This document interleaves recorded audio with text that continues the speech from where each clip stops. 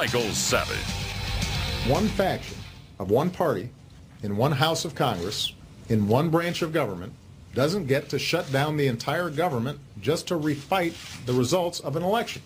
Keeping the people's government open is not a concession to me. Keeping vital services running and hundreds of thousands of Americans on the job is not something you give to the other side. It's our basic responsibility. Oh, yes, I'm the great pretender. Fake Pinocchio Obama. Pinocchio Obama, the biggest fraud in the history of the presidency. Listen to me. Did you hear what he just said? You're listening to the Savage Nation. You've heard about Obamacare day in and day out, which is good. You know it's a fraud, what he's saying. You know there are over 1,000 exemptions of companies and unions with Obamacare exemptions. Do you know that? Don't you understand that I explained to you that if you give an exemption to one person or one entity, that means anyone can apply for an exemption, which means that any class action lawyer can sign up a class of 10 million people and sue the government for discrimination, for not permitting them to opt out of this Castro-like healthcare system. I'm going to read to you a list of 729 companies and unions with exemptions from Obama's socialized medicine. I may do it in the form of a filibuster, as though I am a minister without portfolio on the floor of the House, without any power whatsoever, but with a large following. And when I get through reading to you the list of the 729 unions and companies with Obamacare exemptions, you will be shocked, and you will ask yourself, how is that possible? How is it possible that a hypocrite like Obama, who I call Obama's drama, which I call Obama's drama, this is now Obama's drama, steal it and run with it, steal this idea. Steal this idea. Obama's drama is Obamacare. When I heard him say one faction of one party in one house of Congress in one branch of government doesn't get to shut down the entire government just to refight the results of an election, a bulb went off in my head. And I thought, wait a minute, so a minority president doesn't respect the minority opinion? That's the mark of a dictatorship. That's the mark of an authoritarian ruining and running a government by himself. Listen to what I'm saying to you. Here is a minority president who doesn't respect the minority opinion and won't negotiate with the minority. He tells the minority they don't count. He tells the minority in the one party, in one house, in one branch of government, they don't exist. He tells the minority of one party, in one house of Congress, in one branch of government, that they have no opinion that matters in this country. So here we have a draconian minority president who doesn't respect minority opinion. Moreover, he lied, because they're not shutting down the entire government. That's a big lie. That's the first big lie of Obama the drama. 800,000 federal workers are not being furloughed. 800,000 are not being furloughed. And I will read to you the names of the groups and the organizations that are being furloughed. And you'll ask yourself, wait a minute, if they're non-essential services and workers, which of them need to be permanently cut and why? Why do you think there is a crisis with regard to this discussion? Why do you think there's a crisis inside this Obamacare story? Because the government is bankrupt. Because Obama's a maniac like King Ludwig II, who was simply printing money. He has bankrupted the Treasury. He inherited $1 trillion debt and turned it into a $4 trillion debt. He is a man out of control. He's printing money. It's like the Weimar Republic. The working people know this. So he lies. He's lied to get where he is, and he keeps lying to stay where he is. And so when he says one faction of one party in one house of Congress in one branch of government doesn't get to shut down the entire government, everything he just said is a lie. First of all, he should respect one party, one faction of one party in one house of Congress in one branch of government, because they do represent a certain large number of the American people. Number one. Number two, he says they don't get to shut down the entire government. Well, Mr. Obama, you're a liar, because it is not shutting down the entire government. Somehow your Air Force One is being fueled and getting ready to go off to Asia on another one of your junkets. Then your third lie in that one paragraph is when you say, just to refight the results of an election. No one's refighting the results of an election. What you did was you changed Obamacare in so many different ways that it's not even a legal document. The Obamacare bill that was passed has no resemblance to what you made of it with your exemptions, your loopholes, and your favoritism. So they're not refining the results of an election. They're challenging you on all of your machinations. And so again, ladies and gentlemen, this is an alarming time in American history. Would you like to hear the names of the federal workers who are furloughed? And then I'm going to ask you which of them need to be permanently cut and why. About 800,000 federal employees are not being furloughed and will not be paid. So who are they? Well, here are some of them. National parks. Commercial access will be permitted. It will be business as usual for oil, gas, and mining operations in national parks.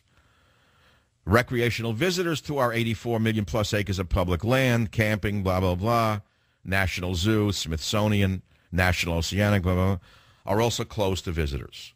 Okay, that costs a lot of money. Maybe there could be some belt tightening. Number 2, Superfund cleanup. What a slush fund that is. What a slush fund that is. Tony Soprano is a piker compared to those in the Superfund cleanup business. If only Tony Soprano could have gotten his mitts into the Superfund cleanup, my God, just think he could have moved out of New Jersey. He could be living in Washington. He could be a senator today. Second only to NASA in the proportion of its employees staying home today, the EPA is down 94% of its staff of 16,204 bureaucrats. 16,204 bureaucrats. Did you hear this? Number 3, flu vaccines. The U.S. Centers for Disease Control and Prevention has a seasonal influenza program which works to monitor and control the flu spread. Well, I believe that, I'll tell you right now, I have never taken a flu shot and never will. Never. I don't recommend it. I think they're the most dangerous, one of the most dangerous medical applications ever devised is a flu vaccine. And I could spend an entire show on why you should never take a flu shot, but I won't do it. So I'm glad that the flu vaccine mafia is now out of business for a while. Number 4, food inspectors.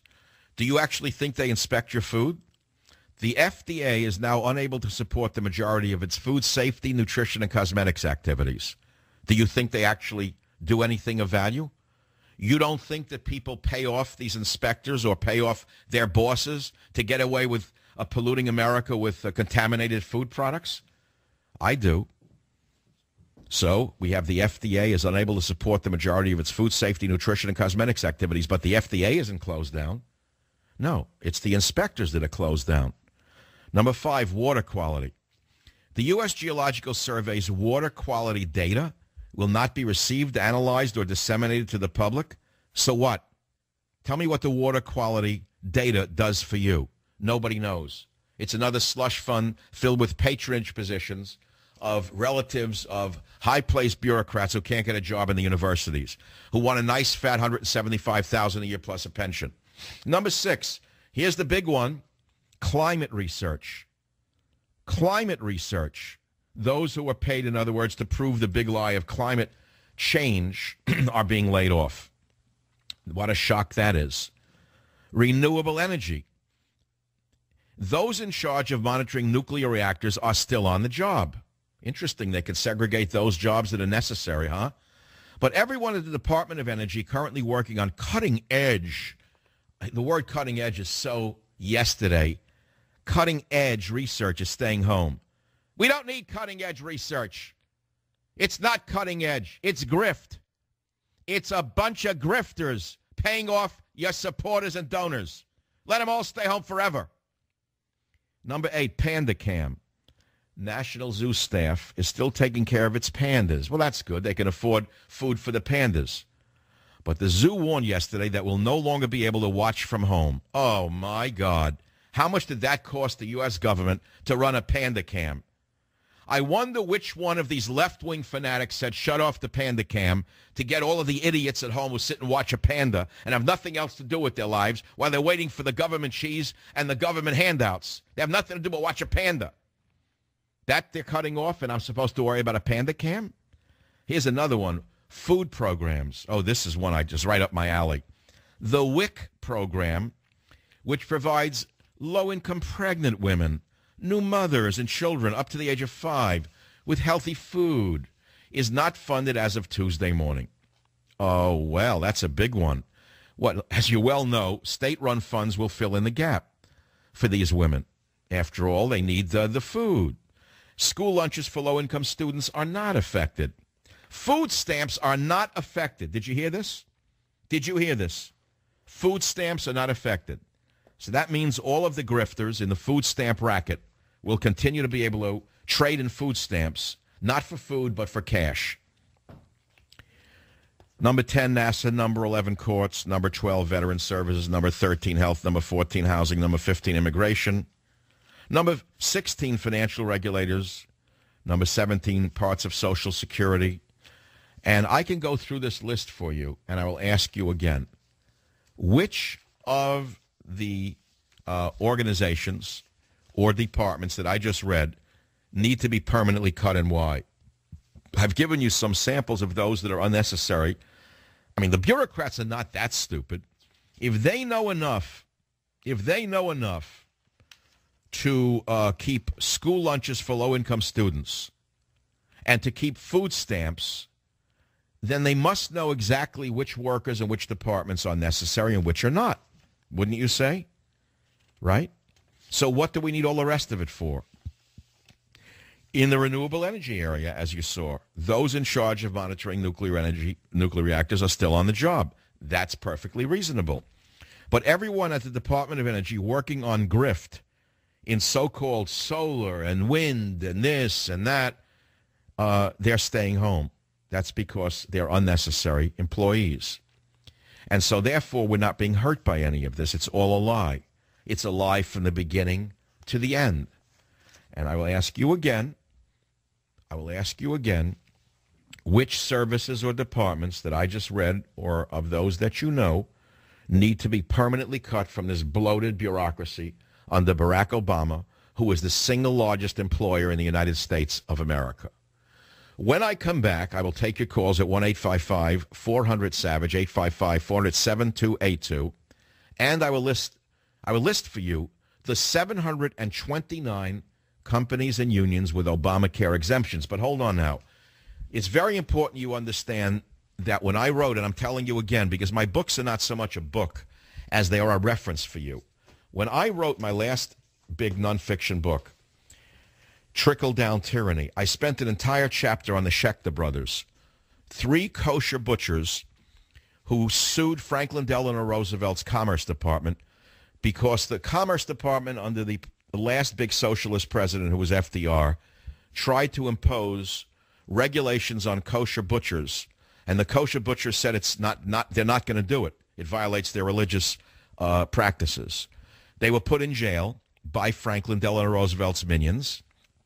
When they came out of prison, the Schechter brothers sued the federal government, and they won, and the Commerce Department was stopped in its tracks. We must sue Barack Obama's health care department. Every other department that is stepping on our rights must be sued, and here's where you vicious class action lawyers come in. I'm going to give you the juiciest idea you've had in years. Those of you looking for a new angle, I want you to put out an ad, a class of people who want to be exempted from Obamacare, who are not allowed to be exempted because they're not a member of one of the contributing unions or organizations such as 24-Hour Fitness, Allied Building Inspectors, IUOE, Alpha Omega Home Health, LLC, Anderson Corporation, Bowman's Sheet Metal Heating and Air Conditioning, because they're not a member of any of these groups or companies who paid off someone in the administration, in my estimation, to get an exemption. They're being discriminated against, and therefore you have a major class action lawsuit against Sebelius and against the government itself. I'll be right back.